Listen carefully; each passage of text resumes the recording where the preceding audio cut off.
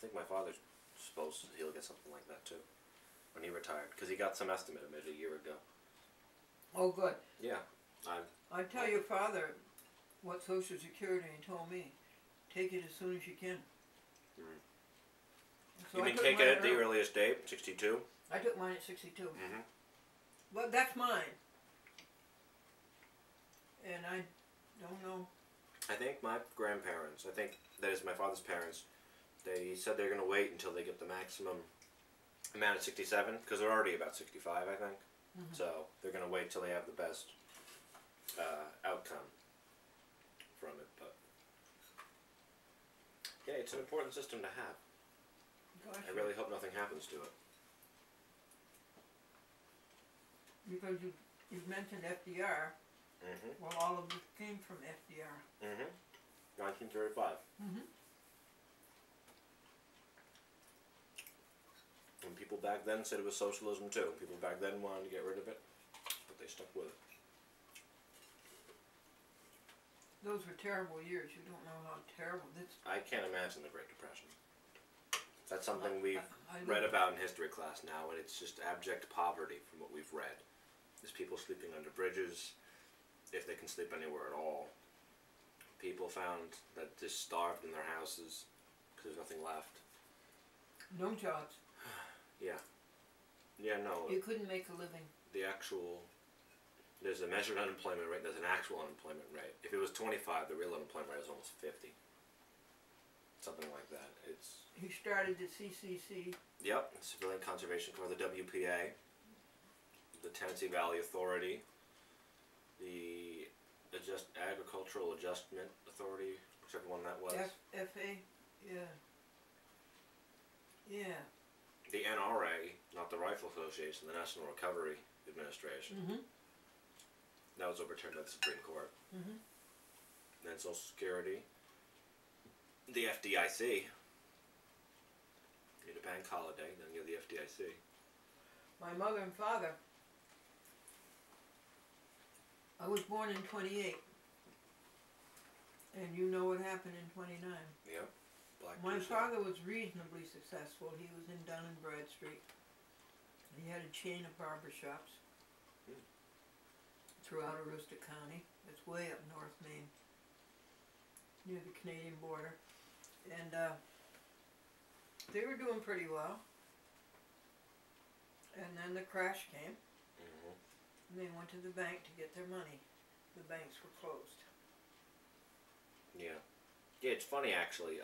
When I had my interview with Mr. Gibson, I asked him a question about taxes they have to deal with when they go back to vote and stuff. They have to deal with whether or not they're going to raise the tax rate like maybe 3%, on like the highest earners, millionaires and billionaires. Because about 10 years ago the Republicans cut them in half for the richest folk, and now they have to see if they'll go back to where they were in the 90s. It's something like that. And he made a historical comparison on raising taxes, and he compared it to I think it was 30, when Herbert Hoover raised taxes after the crash.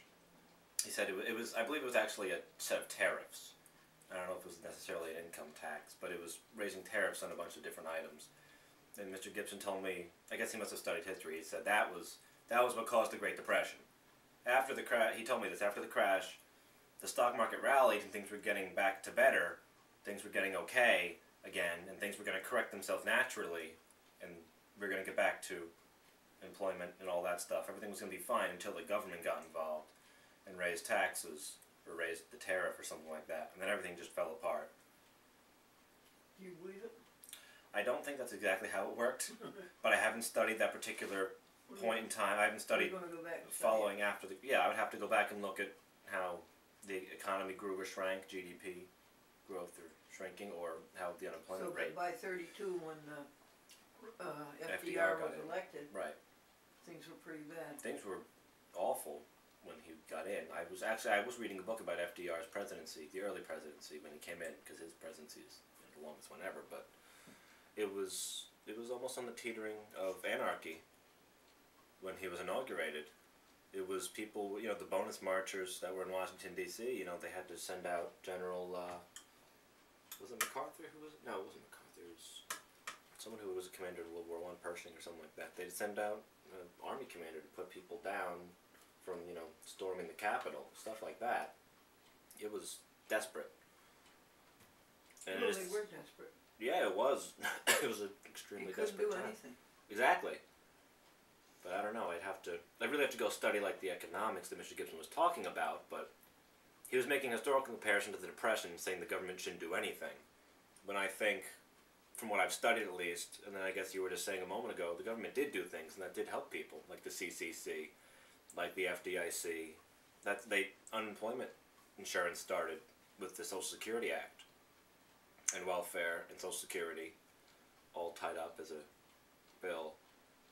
There's a lot. You can't measure the amount of things that came out of there. Rural electrification. You know, people got electricity. There's a lot of stuff in there that you can't even measure. But and they built. I was interviewing him, so I couldn't like talk back. I couldn't have a debate or discussion with him. I'm just listening to what he has to say. No, that's good. Well, you can go back maybe. Maybe now this is my congressman. I suppose I would. But have you been down to Hyde Park? no, I want to go to the FDR library. Yeah. That I heard was down there. Yeah. Because that's where it all came from. Mhm. He was Hyde Park through and through. Yeah, I think Eleanor pretty much had the Taconic built. Mhm. They lived in Manhattan, and she wanted a good road up to Hyde Park. Yep. You know, when I was at the Hysterical Society, the schoolhouse there, there was a part of the spiel you told people about the schoolhouse was that Eleanor Roosevelt was in that schoolhouse giving a radio address. When? When? I don't remember. What schoolhouse? The little Ichabod Crane schoolhouse next to the Van Allen house, the little white one. Where's that on 98? It's a little one-room schoolhouse. Yeah, it's just down a little bit from the and closed. She gave a radio address from there? It wasn't she was giving an address. She walked in on a radio program of some sort. I learned the thing to tell people, and there was a very popular radio personality back then who was kind of like the Martha Stewart of back then. I don't remember who it was. I was told, but I forgot the story. But she was doing a radio program. It was kind of like a women's interests program, I think. They told me, at least. And I think the First Lady was, I don't know if she was planned to be there, but she was going through there, like you said, because, you know, it's one of the oldest roads anyway, postal road there. And but she came through there and she stopped in, because there was like a radio tower there and stuff going on. And so she was on that program. She stopped in that schoolhouse, that very schoolhouse, and she was on a radio program they were broadcasting out of there. Did you want to make your meeting? No, I wasn't going to that meeting, you're not going exactly. to? No. And that would have already started anyway. And she did a lot. Yeah, she did. She did a lot. She's quite a first lady for England. She certainly was. She went all over the world. She's essential to founding the United Nations during the war, after the war. Mm-hmm.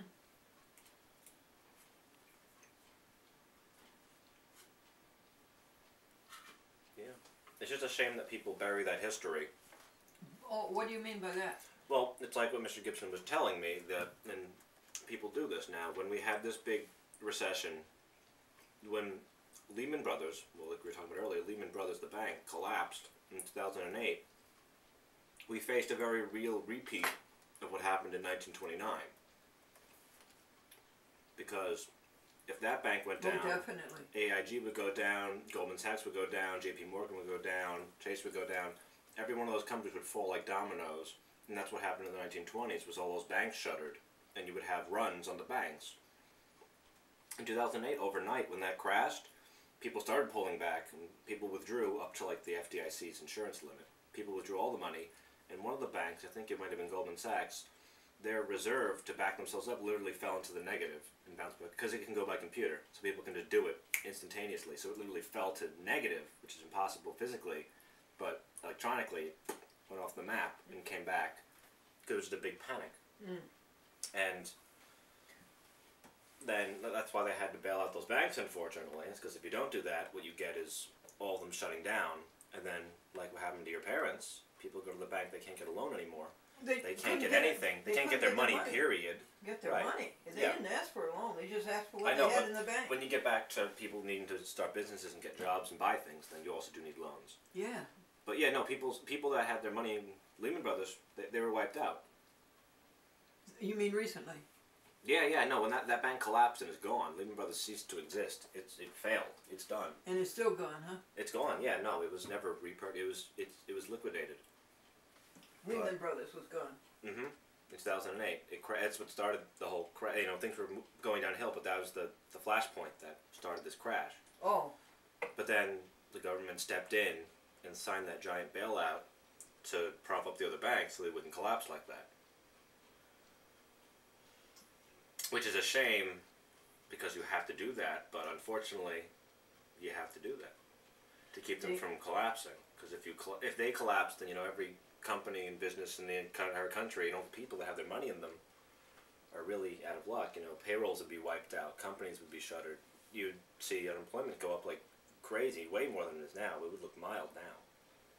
And then President Obama came into office and signed the stimulus package, the Recovery Act, which did a lot of things like FDR did. It extended unemployment insurance for people. It extended health insurance, unemployment insurance, COBRA for people. It was going to put people back to work, building infrastructure. It had billions of dollars in it to build infrastructure, like they did in the 30s. It would build roads and bridges and tunnels and things. And it's done a lot of that across the country. Thousands of different projects that they've built. And the unfortunate part is it wasn't enough. It was huge, but economists said it would need to be twice that to get us out of the hole we're in. So what you have is a problem where you spend a whole bunch of money and you avoid having like a 15% unemployment rate, but you're still stuck at a 10% unemployment rate. No one's happy with that. But it's hard to argue a case based on what could have happened because you're stuck where you are. But now people, then when they were passing that, the other side came out against it and said FDR didn't work in the first place. Don't do this at all. They said everything will correct itself. They said we don't need government getting involved. That'll just screw everything up. They said don't spend any money. We don't need this. Spending money's wrong and debt will hurt us all. And the New Deal never worked. The New Deal was terrible. It didn't help anybody. Or no, people say there are people that kind of change or alter, I guess, deny history and say the New Deal caused the Depression. I have an uncle that said this to me when I was talking to him about the economy. He said, the government got involved and that made the Depression worse, and FDR made the whole Depression worse, and the New Deal made things longer and harder and more unemployment. And, I mean, as much as I can study history, you were telling me yourself firsthand that there were things that helped, that there were things that were good. And that's something you rarely can get as someone who can tell you about certain things having effects. The sad thing, the sad thing, is that the economy didn't lift until the war began. Yes. And it took the sons of dads and moms, their bodies, to bring the economy back. It was the war effort. Because the thing was, as much as FDR did to build electrification plants and the Hoover Dam and all sorts of roads and all sorts of things like that, that wasn't, like now, that wasn't enough back then. You had a 25% unemployment rate, it became a 15% unemployment rate, and that's great. But again, like you just said, the economy wasn't coming back until we spent a whole lot of money, and that was the war. The war. The war put everyone to work again. And that's not going to happen now, which is kind of why we're stuck. Presque Maine is where my mother and father were, and that's 18 miles south of the Canadian border. There's only a couple towns between it, Fairfield and Van Buren, and they were so down that my father heard of a job in Lincoln, Maine, and Lincoln is a good, well, let's see, it's 180 miles from Bangor to Presque. Lincoln's about 50 miles from Bangor. It's about 130 miles south. In Lincoln, Maine, he heard of a job as a barber for $7 a week. Wow. And he moved the family there. Did he get the job? Yeah. Was that the job? Oh, that's good then. He moved my mother, my father, and my next older brother, Gordon. Now, that was a paper mill town, the Great Northern Paper. They like Millinocket. Didn't Malaysia used to have a paper mill because of the water there? Oh, that was paper? Maybe might have been a different mill, but yeah. I thought Used to be a mill town here too. I thought it was fabric, yeah. That could actually, you might be right. It might have been textile mill. Yeah, Yeah. textile. And this is funny. So the few people who did have jobs, they worked for the paper mill, and the Monopoly game came out. Oh yeah. And we couldn't afford that, of course. So my dad got a piece of plywood. It didn't fold or anything. And the people from the mill would go to the waste baskets and pick out colored paper. And we would have an old Underwood typewriter. It was terrible to make it. And we would like make blue would be Illinois and Indiana and oh no, those were orange. And then Park Avenue, and yeah, and then we made the little cards, you know, the gold cards, you know. Yeah. And so we made it, and we spent all winter on it, a whole bunch of us. Everybody was equally unemployed almost. My mother took roomers, and but we finished that. We finished that Monopoly game. By the end of the winter, we could play it. We could all sit around the table and play it. Now that house had no central heating, and it had a kitchen stove, and then it had registers, you know, these little grated iron things, registers in the ceiling, and of course that didn't heat it. And we used to go to bed, and I'm telling you, it was so cold. And my mother used to put pieces of wood in the stove, in the oven, and we'd wrap a blanket around them, and that way we tried to stay warm during the night. It was fierce. Yeah, I don't think people today could imagine, actually, at all, what it was like to live through that kind of downturn. Yeah. And my sister went to Rooster Normal School, which of course became part of the University of Maine, and she became a teacher, and the poverty that she saw was even worse than what we had. The poverty she saw of the children in school. Oh, and my father, you know, here he was a barber. He had a trade. Couldn't get a job as a barber. He took anything.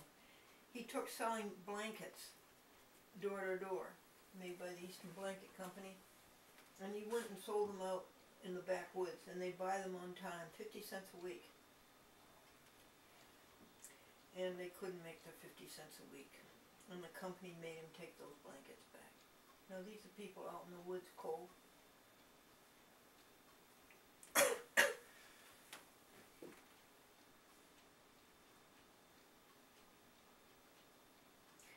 So we got through it. Yeah. How did your family emerge from the Depression then? When things got better, how did you get out? Well, now we're up to 40 when Wilkie's running. Wilkie's running against Roosevelt. Right. And 41, December 7th was Pearl Harbor. The war was going on in Europe. So Pearl Harbor started, and then America began to realize that there was going to be a war. And so the defense factory started. Well, my father had a brother who was a barber in Worcester, Mass. And Worcester was a lot better than Maine. Maine was really hard hit. And so he went out there to become a barber. And then this grinding of the war came, and my dad took a job in a defense factory. It was the United States Rubber Company in Chicopee, Massachusetts, which later became U.S. Royal, U.S. Rubber. And for the first time in his life, he had money. Well, I mean the first time since 1929, he had money.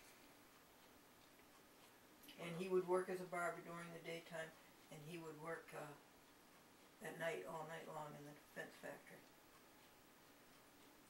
Then he was hit with cancer around 1940 in the mouth, in the front third of his tongue. And they couldn't do anything for it in Bangor. Nothing in Bangor, Maine. So they sent him to Massachusetts. And it was terrible. It was radium, and it wouldn't go away. It wouldn't heal. And then Harvard Medical College got interested in his case. And they wanted to see if they couldn't cure it. and it was at the Huntington Memorial Hospital in Boston, which is a Harvard Medical Hospital. And they said we could do a radical, we could remove your tongue a third of the way back on this side, and then we could take out all the glands in your neck and have it drain down here. Well, what choice did the man have? Yeah, sounds unpleasant. But they did it. Mm-hmm. And they kept him there for 2-3 months. And they let him go home. And they said, come back in a month. Come back in a month. Come back. And pretty soon they say, come back in 3 months. Pretty soon they said, come back in a half a year. Pretty soon they said, come back in a year. Then come back in a year. 5 years he was pronounced cured. Wow. Isn't that wonderful? Wow. It was the radical. It was the surgery Mm-hmm. that got rid of the cancer. Right. And he did have an awful cut down here, and it's all hollow here. But he learned to talk. He didn't bother him. He learned to talk again. But isn't that wonderful? That's wow. But then, as I telling you about working all night long and most of the day, guess what he died of? Even after he was cured of cancer 10 years later, he died of an aneurysm because he overworked his heart. He died of an aneurysm he was 72.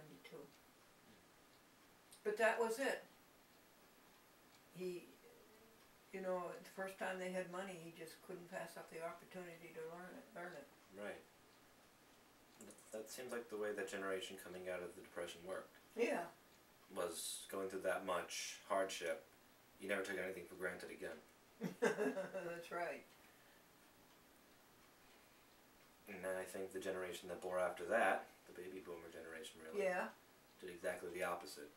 Had everything given to them. Yeah. And had America as it stood and all the opportunity you can get in it. They expected it, I think.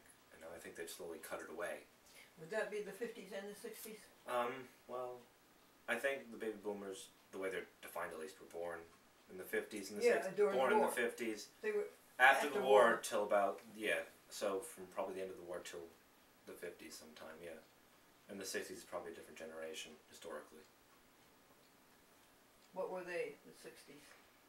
The 60s were, my parents were born in the 60s, but they weren't necessarily living through the 60s. I don't know what they're defined as, really. It's not the baby boomers. The baby boomers is what's born after the war by the returning, everyone returning from the war, everyone coming back home and changing back to normalcy. But Yeah, they came home from the war. Boy, things were booming. When they came home from the war, buildings were going up. now it's probably the golden age for the country at this point. You think so? It's probably post-World War II. That's when the United States went over to Japan and started Japan Victor, which is JVC, which is RC. No, it wasn't RC. JVC. RCA Victor, yeah. It was RC. They encouraged all these. And Right. So We had to many rebuild Panasonic. Japan. Yeah. Mhm. We had to rebuild Germany.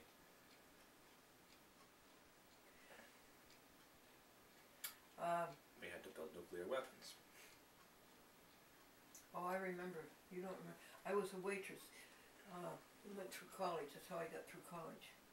I would go away to summer resorts and wait on table to these rich people. Mm-hmm. And I remember that so well, August, when Hiroshima. What did you see of Hiroshima then? 'Cause what would they let you see back at home? Was it actually well known what had happened? Was it? Oh boy, was it well known, yes. Were there images? Did people actually see I imagine, what yes. became of the city? I imagine, yes. Terrible. Terrible. And that was in August and the war was over. Yeah. And when Franklin went, Franklin was in D-Day. Was he? Oh yeah, he was in, he was drafted, or was he drafted or enlisted? Which was it? Right before, just before Pearl Harbor. Yeah, he was drafted. Probably draft, yeah. Mm-hmm. Yeah, that was probably the only time we ever had a pre-war draft. Oh yeah? It was in 1940, yeah. And he was sent to Devon, Camp Devon, and the one down in New Jersey, the one that's so famous in New Jersey. And then, because he could take, he had gone to secretarial school. His father was a mathematics teacher in high schools, secondary schools. And he decided to go to secretarial school, and he did well. He worked for Trumbull Electric, Trumbull, Connecticut. And Trumbull was a governor of Connecticut. And it was later all bought up by General Electric. But he worked for them as a secretary to Mr. Trumbull. So when he got into the Army, all of the generals fought over him because he could take short end and he could type. And they needed that. So they were all fighting over him. And then he got transferred, went on the Queen Elizabeth. So yeah, how did he end up in Normandy then? Well, he was working secretarially and then he was drafted?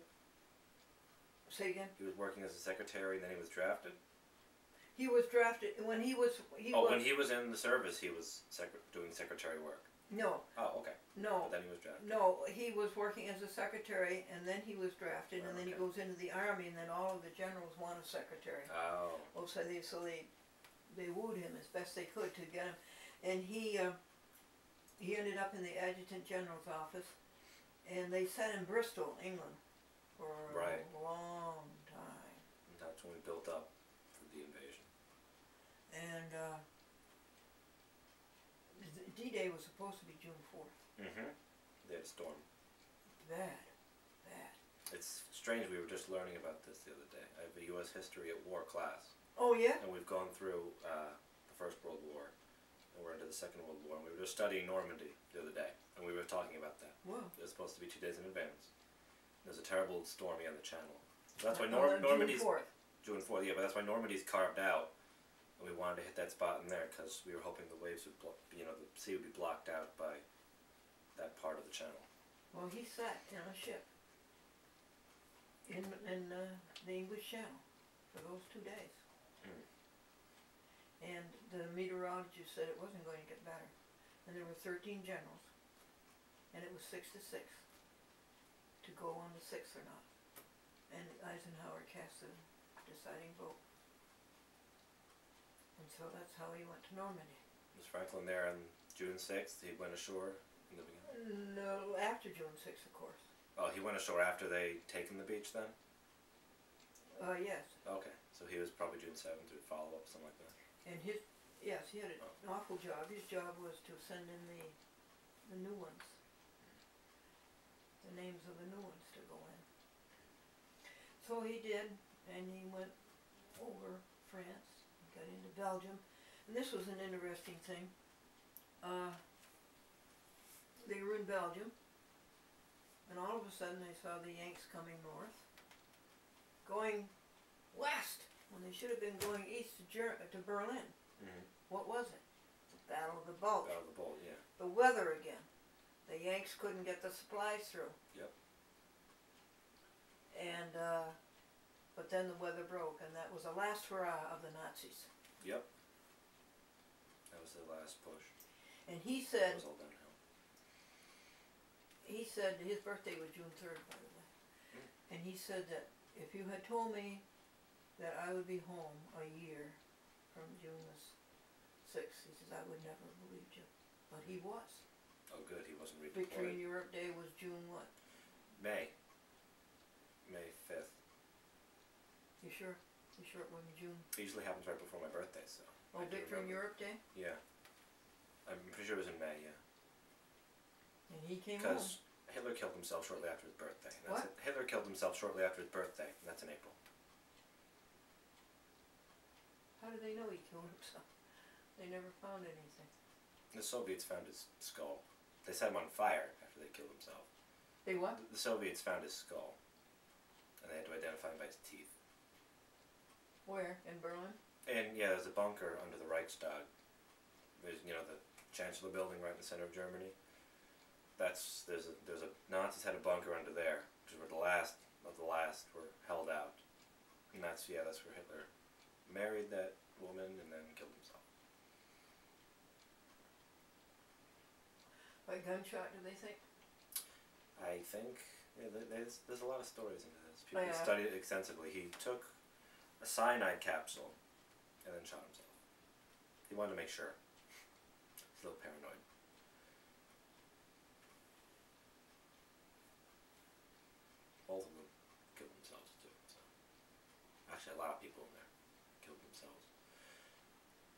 Because the Russians would have been brutal to them.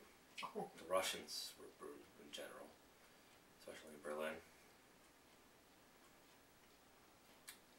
Franklin's father, one of the places where he taught mathematics was the Berry schools down in Georgia.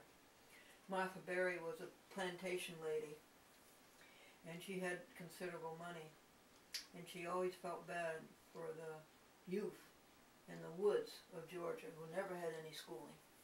So she started the Martha Berry schools, and she would take these boys and educate them, and she had a number of people. She was very good at raising money, and she called them her pilgrims. One of them was Harvey Firestone and Mrs. Firestone. Another one was Henry Ford and Mrs. Ford. Wow. And she was very good at getting them to come to the campus and raising money. And Mr. Buell, Franklin's father, always had a Dodge. And he had a new Dodge, a 1934, I think it was, Dodge. And Mr. and Mrs. Henry Ford came to the campus, and Mr. Buell drove Mr. and Mrs. Henry Ford around the campus in their Dodge. Isn't that funny? Because the Dodge was made by the Dodge brothers. Right. It wasn't Chrysler then, it was the Dodge brothers. And then do you remember then the whole Cold War aspect of the nuclear buildup and all the frights and that was drills and terrible. things like that? And Gorbachev? Yeah. Slamming his shoe. Yes, and Cuba? And the Cuban Missile Crisis. Yes. That was nearly Jack the end Kennedy. of the world. Did it seem like that at the time? I guess I didn't know enough about it. No, tell me about it. Well, what happened was that the Soviets were in cahoots with the Cubans after Fidel Castro overthrew the government there and made it a communist nation. And yeah, it wasn't Gorbachev, it was Khrushchev. It was installing missiles. Yeah, but it was installing missiles there, nuclear missile silos in Cuba. Headed for the United States. Which from there, from Cuba, it could hit the entire United States, except for maybe like Oregon. But from there, it could hit the entire United States with missiles. And the generals, Kennedy's generals said, bomb it. They said, just firebomb all of Cuba, bomb it flat, or invade it. Send troops ashore and invade Cuba. And anyone would figure that that would start a war with the Soviets, because they had ships going in every day. They had guys building the silo. The Soviets were in Cuba building missiles and stuff. So if we attack that, most people would figure that kind of be war with the United States and the Soviet Union, and that would mean nuclear war. That would mean all the missiles fly. That would mean the bombers go, and I don't think the submarines were around at the time, but that would mean the nuclear weapons fly, and that would probably be Armageddon. That would be, at least there would be, cities, most of civilization is wiped off. And that could have happened right there with that turning point, but Kennedy said no. Kennedy did a blockade and just told the ships to turn around and leave. And they did, they stood down and slowly diffused that situation. They had a line from Washington to Moscow, like a red phone, like an emergency kind of line to negotiate something like that. Or at least they did after that event. But in the blockade, how did he get away with that? Kennedy sent the Navy out and blockaded the entire island of Cuba, and the Soviets were coming in, and we ordered them to stand down. I guess we radioed them and said to, you were quarantining this island, and if you're going to go, we're going to fire on you. Which itself could have started a war too, but then the Soviets turned around and left. And why didn't they let the missiles go then? They weren't ready? No, I guess it was negotiated that we would not shoot each other down.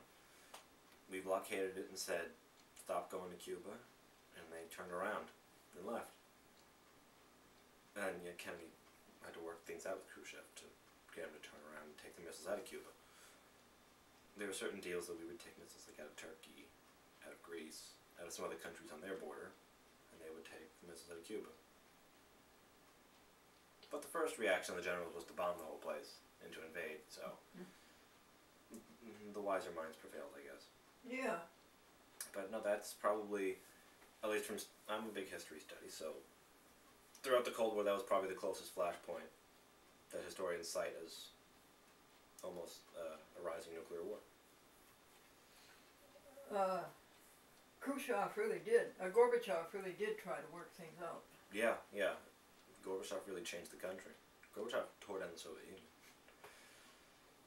He changed things, What and the whole thing sort of... I think Gorbachev wasn't trying to be, you know, a dictator like, you know, a lot of the Soviet leaders before him. He genuinely wanted to make the country better. He could see that it wasn't working the way it was going. It was a closed society that was going nowhere and collapsing. And he wanted to change that for the better, you know, to get some things going, to let people speak freely, to you know, get people to open up to the world. But once you pull the string, the whole thing started unraveling. The Soviet Union. So, I mean, their economy was shrinking greatly, and people were slowly losing everything they had. I mean, the country was running out of money. So eventually, he starts going in and making reforms that suddenly people can speak their minds, suddenly people can, you know, petition their government, suddenly people can protest, and all over Eastern Europe, all the countries there in the Soviet bloc started protesting and rising up, and it was up to him if they were going to go in again like they did in Hungary and put tanks in the streets. But he said no. He said if they want to be free, they can be free. And that's how Poland, Czechoslovakia, Austria, Hungary, Romania, Bulgaria, Estonia, Latvia, Lithuania, Yugoslavia, Albania, all fell. And then other countries broke off from the Soviet Union after that, in 91. They broke down the wall, in 89, and all that. I just got a telephone call yesterday from Kathleen Hegedus that her husband had died, and he was in the Hungarian Revolution. Really? Oh yeah. In 1956, I think it was. 55, 56. Okay, yeah. Yeah, and he had fought in it. And he had fought hard, but they couldn't do anything. Right. Yeah, that was brave and defiant. Yeah. That was brave and defiant. Yeah. Oh, it certainly was. What odds? Yeah. I have a video from the archives that we were working on around 89, 90, 91 of Gorbachev and Mrs. Gorbachev and Nancy Reagan and Ronald Reagan having a conference and it was televised in Moscow, and it was that effort to try to get together and get over the Cold War. No, the Cold War was no fun either. And then came Vietnam. Yeah, then Vietnam was in there, yeah. And Vietnam must have been something else. That was terrible because I was a graduate student in physics when that was going on, and the students were so upset with that.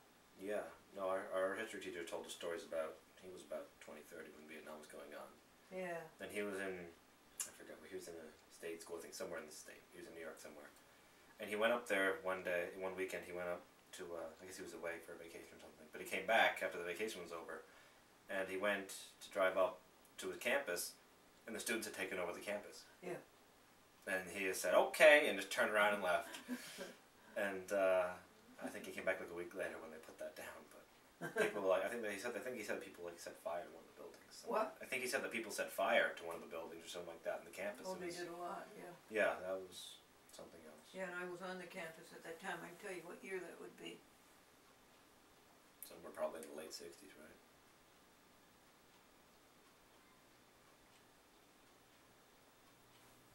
Wow. 67, 8, 9? I would say 66, 67. Yeah, that was... Oh, they had taken over the campus. They did at the State University of New York at Buffalo. That's where I was. The Main Street campus. That was a brutal war.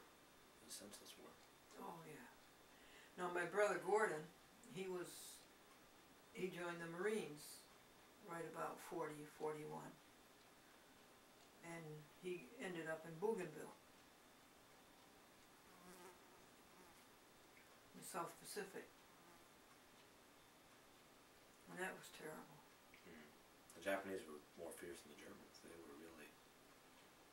They never gave an inch. The Japanese, they were Oh, the suicidal. suicide quad. Yep.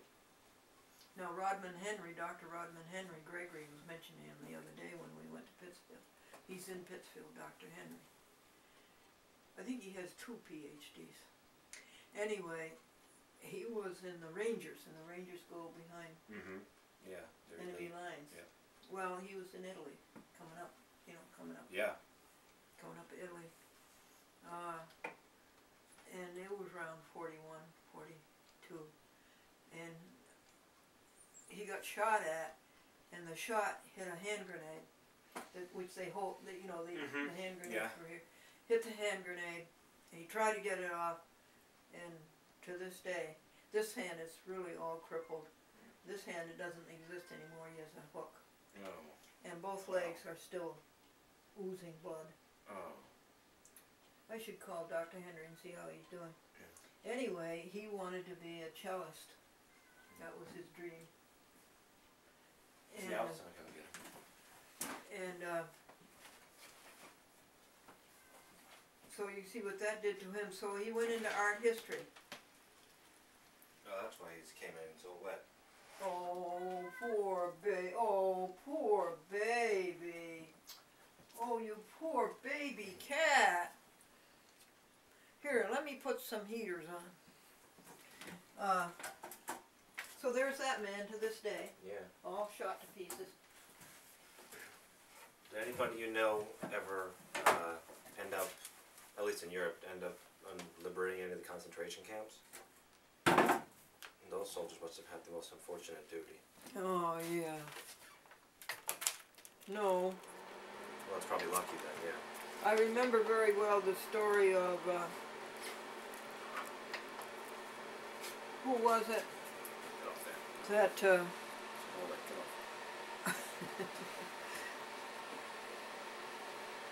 off. Who was the one who went to Japan and tried to bomb them and they ran out of gas? Doolittle. What? Doolittle? Yeah, Jimmy Doolittle. Yeah, I remember his story, and those 3 poor fellows that came down, they never killed them. The Japanese never killed them. No. They escaped somewhere in China. Or maybe Russia. No, they didn't escape. They were there until the end of the war. Oh, okay. They were captured somewhere in China then. Yeah. Yeah, they must have gone down somewhere near Chile, right out of Japan. Yeah. They bombed the city, so. They did. They got in there. They got in there, they did it, and then they That was our turned first- around to go home, That was our first strike then. Yeah. and they, what do you think about FDR? You think that they provoked the, Japanese? I think FDR did want to get into the war to help Churchill, to help the British.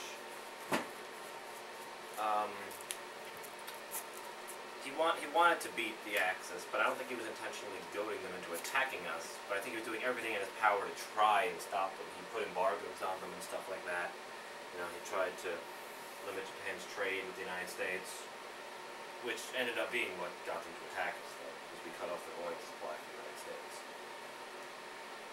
I don't think it's like a conspiracy that he wanted them to attack and he knew they were coming. But they did do whatever they could to stop them, so Japan did attack. Because if we knew they were going to attack, we wouldn't have gotten caught that flat-footed. We would have what? Wouldn't have gotten caught that flat-footed. Almost our entire navy was destroyed at Pearl Harbor. Oh yeah, yeah. FDR is probably one of my political heroes.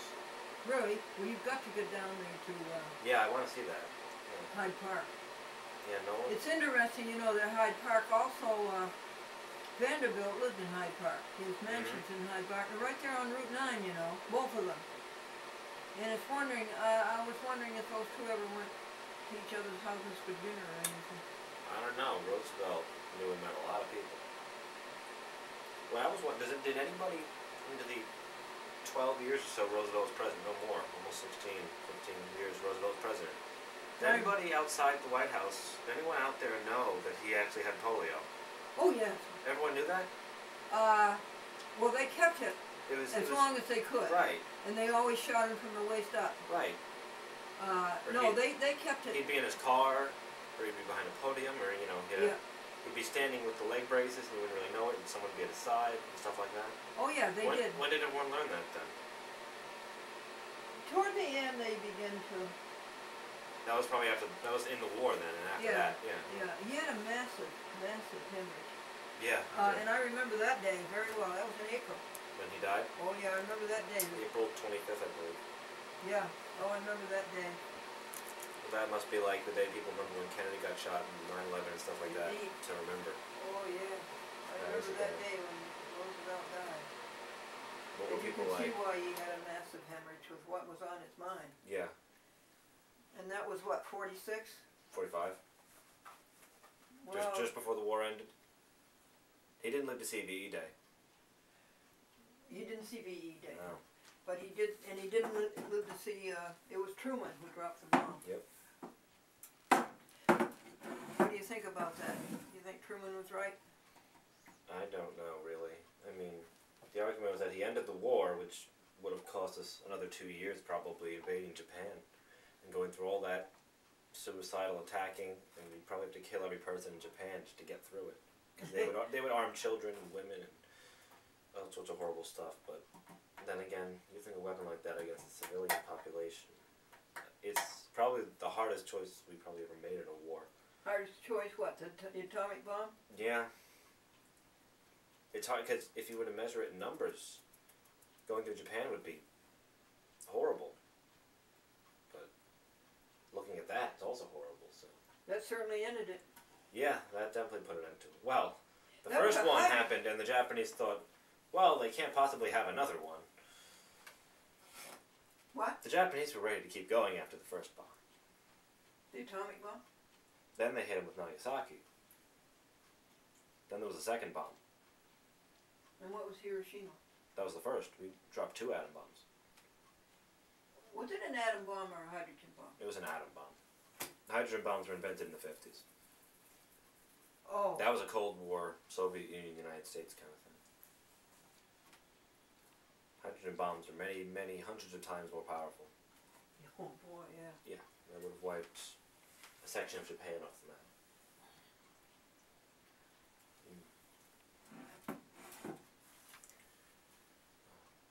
I remember in the war, they had us open the top of the tin can, and then you open the bottom of the tin can, then you took your foot. And crushed the tin can for So it was scrap flat. iron, for scrap tin. Oh yeah. And then you'd go to the grocery store and you were rationed. And Yeah, you had ration cards. Yeah. And you'd stand in line. Yeah. And the best of the country was in that war. The youth. The greatest all generation. the young men. All the young men were in there.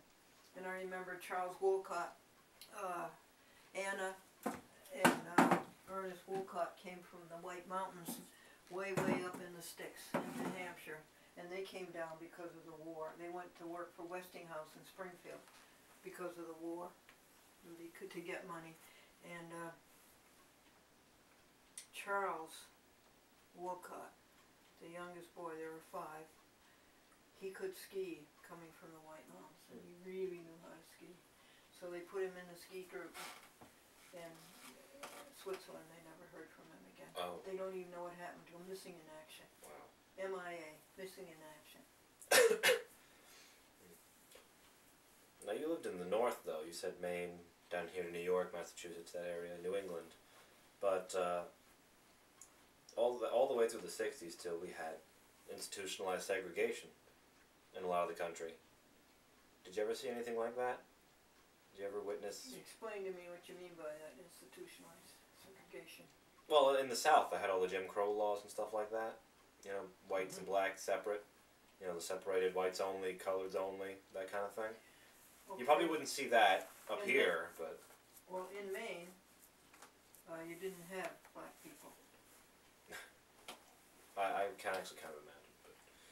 But now we go to Massachusetts. And I arrived in Massachusetts when I was 14, a freshman in high school. And Springfield, Massachusetts was known all over the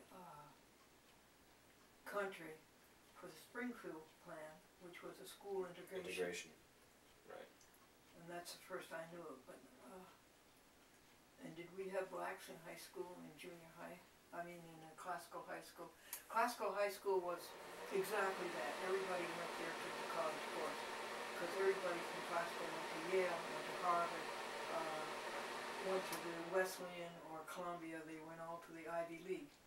Mm-hmm. And the women all went to Smith, and Mount Holyoke, and Wellesley, you know, those colleges. So I don't think we had black people in high school.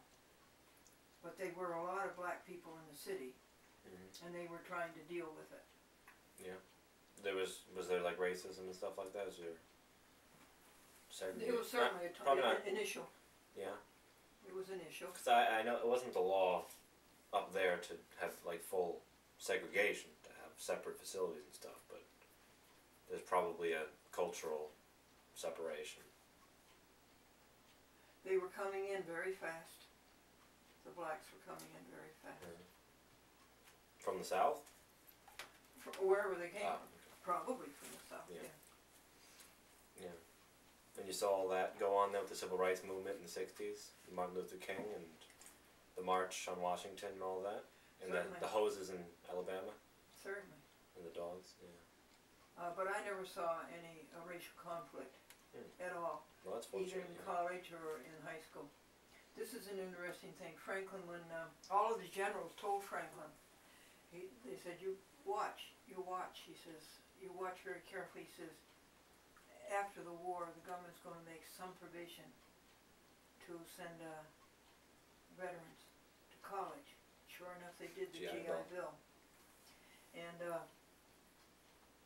so Franklin went to Boston University. Oh, GI Bill? Yes, he did. And he went and they were great in those days for the accelerated plan, where they went to school in the summertime. They got through in 3 years instead of 4. Mm-hmm. And he was in the first graduating class of the School of Public Relations, Department of Journalism, Boston University. And his class would be 48. And guess who was in that class? Martin Luther King Jr. Really? Really, he was in the School of Theology. Oh, right, he was starting to become a minister, yeah. Mm-hmm. That must be another day to remember. Yeah. When he was killed. Oh, yes. Actually, a lot of the days in the 60s, I remember, must have been when people were killed. Yeah. And also the governor of Alabama, wasn't it? The governor of Alabama was... Yeah, it was one of them. He wasn't assassinated, he was shot. He was shot like on the floor or something like that. He was in the governor's building of the legislature and was shot. And then Robert Kennedy. Mm-hmm. What were people like after all of those? Was it a big national mourning? Kind of? For a selected few. For people that knew of it? Yes, and coverage of television. And, and people would call up other people. Like who was a church secretary at the Asbury, Delaware Methodist Church in Buffalo. She called me up and told me that Kennedy had been shot. That was an awful thing. Who do you think did that? I don't know. Do you think it had anything to do with the international bankers? I don't think it's a banker thing. I think it was a CIA mafia thing. You do? Well, John F. Kennedy and Robert Kennedy were both working when he was in office against the mafia. They were began cracking down the mafia. And, yeah, supposedly there were ties and links between the mafia and people in the CIA. And Kennedy was also trying to dismantle the military-industrial complex. He was trying to what? The military-industrial complex, the big vested firms in building armament, the Cold War, stuff like that. The military-industrial complex that Eisenhower warned about. And, yeah, no one will really know then. Do you think it had anything to do with his money solution? He sort of had against the central bankers, against the international bankers? I don't, what money solution? Yeah, he had sort of some, was it Was it the greenback or what was it? Or was that Abraham Lincoln who had the greenback? Yeah, I don't remember that. No, he had some sort of a money solution to get us free of the international bankers. That's an awful period in history when Woodrow Wilson signed that. And he said at the end, he says, that's the thing I regret most about my life, when he signed the Federal Reserve bill. Yeah. Now and the income tax bill came out at the same time. Yes, that was during. Because who's going to pay for right that? there during the war, something like that. That was World War I. 1918. Yeah, paying for the war was part of the income tax then. And because that affected like a tiny sliver of the people back then. Cause there was no they used to yeah. laugh about it. It was 1 Right. cent a year. Right. Look what it grew into. Well, they used to laugh. I remember when that came in. You remember when that came in? Well, I remember people Later on. in the 30s, Yeah. talking about their income tax. Well, Roosevelt. Laughing about it. Yeah, well, Roosevelt actually, when Roosevelt was in charge, the income tax on the highest earners was like 90%. It was a soak the rich kind of thing. Yeah. To pay for the New Deal and stuff they were doing. Yeah. And it was like that all the way through. Like Eisenhower was still like 90%. Today it's like 30, 35, something like that. I think we can afford to let that go back up. I'm okay with the rich getting taxed a bit. What? I'm okay with the rich getting taxed a bit. I think it can go back up to 40. But that's what Mr. Gibson was telling me about. That's where this conversation started. They're going to let the income tax go back up to 40. President Obama said we can't really afford to keep giving them tax breaks. You know, because if they keep it the way it is, it's effectively giving everyone that makes over $1 million would effectively be getting an extra $100,000 in the next 10 years. And that's why we have big debts. Because they don't pay taxes. Hmm. Yeah. That was President Reagan starting that whole thing. Now the income tax bill was only ratified by 3 states. So it really isn't a law. It's an amendment to the Constitution. There's an amendment to the Constitution that allows for the income tax. It's the I knew it. It was not 14th. That's something more important. The IRS? The 17th Amendment? No, maybe, because the 19th Amendment came in 1920. So before that, it's either the 17th or the 18th Amendment. Because the 19th Amendment's women's right to vote. Jim Dunn Something was, like that. he resigned. Oh, he didn't run again, that's what it was. He wanted to retire. But he's now in charge of the sidewalks, putting in sidewalks in Kinderhook. Mm-hmm. And he said that the people who had sidewalks in front of their house had to shovel the snow. Mm-hmm. And I said to him, Jim, that's against the 13th Amendment of the Constitution of the United States, involuntary servitude.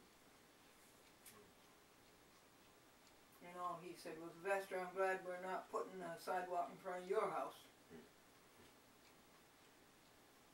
Now look at him, he's almost dry. Still raining? Here, let me put a light on for you. Yeah. You gotta carry some of the stuff to the car, but it's raining. So. Yeah, why don't you just wait 2 minutes? It takes us, I don't know why it takes us like 2 minutes. Actually, you know what I'll do? I'll pull the car into the driveway. Yep, that's good, but wait till you get the light. Sure. Because it's bad out there. Yep. Well, that's good. So to answer your question about racial discrimination, it never troubled me through all my years. It never was an issue. Well, you came out 20th century pretty lucky. No, it That never was a big was. thing. Yeah. And it isn't today. No, I don't really think so, no. Yeah, that's probably one of the moments for my generation then is, well, we had 9/11. We have kind of the war in Iraq. You have this recession here, or crash. And then electing a black president. That's all we got so far. When is the crash, the date of the crash, this most recent one? Lehman Brothers collapsed on September 15th, 2008. So that was, I do remember that as I was coming back to school, September, We were just starting like the first week of school. There it is.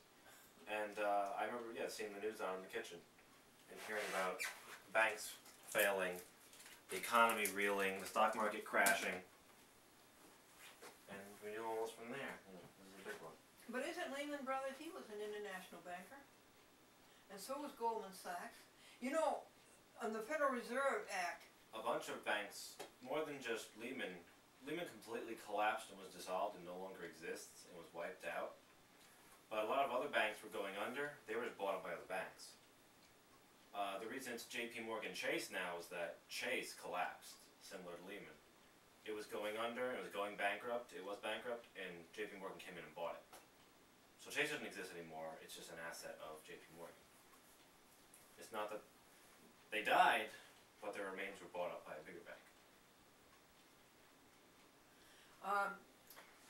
in the part of the Federal Reserve bill was that the Federal Reserve Bank could never be audited. It can be now. Yeah. They actually, when over the summer when President Obama signed the financial reform bill, something included in that bill gives the GAO, the Government Accountability Office, that does all the audits of public funds in the government, they can audit the Federal Reserve.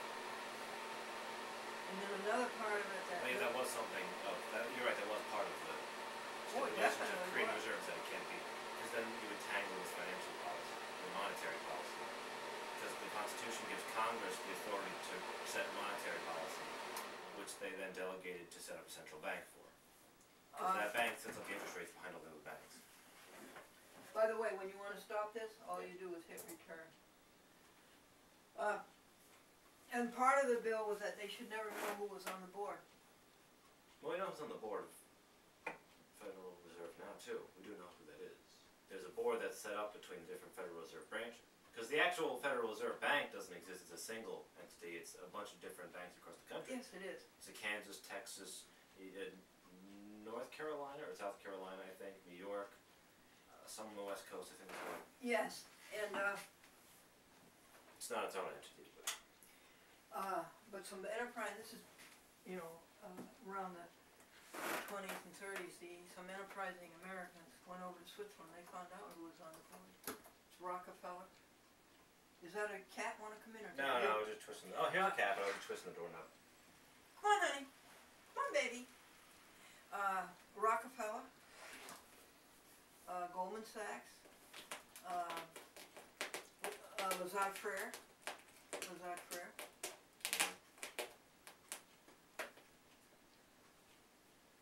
and I think Lehman Brothers. I wonder if I can find. And of course Rothschilds. Board of Federal Reserve 2010 comes out today. Rothschilds. Yeah.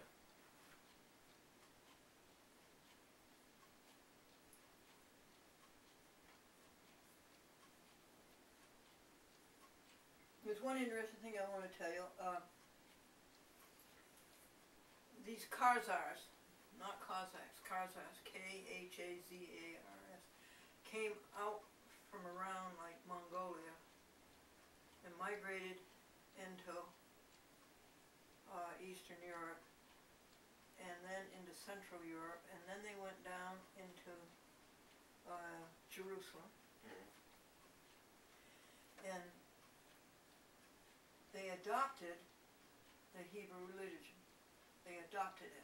They were not Hebrew. They were Right. like gypsies. Yep. That'd be Mongolian, yeah. And they are the ones who were the money changers in the temples that infuriated Christ. Right.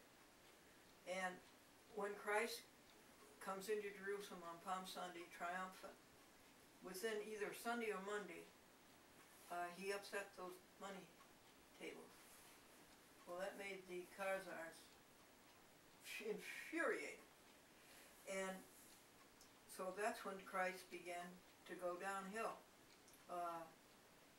They arrested him on Thursday with no charge. He really had no charge against him. And then there was the trial, and then there was the crucifixion. And it was the money changers who really got him, who conspired with the elders of the nation and the Pharisees and the Sadducees, and it was really the money changers who catapulted this all. And these Khazars went up to Germany, and that's where they put out the shield that was a red shield, and that was, you got the Rothschild, that means bread in German, Roth, and Schal was shield, and that was a Rothschild. And they took over the bank in Germany, which is now the Deutsche Bank, and then they took over the Bank of France, that would be the Lazard Frere, and then they took over the Bank of England, and then they came to the United States. Andrew Jackson chased them out, who was president for Martin Van Buren. Andrew Jackson chased them out, the central bank. They came back in again. Lincoln was trying to get rid of them, and was making progress. But that, I think, we have to deal with. It's the bankers, the international bankers.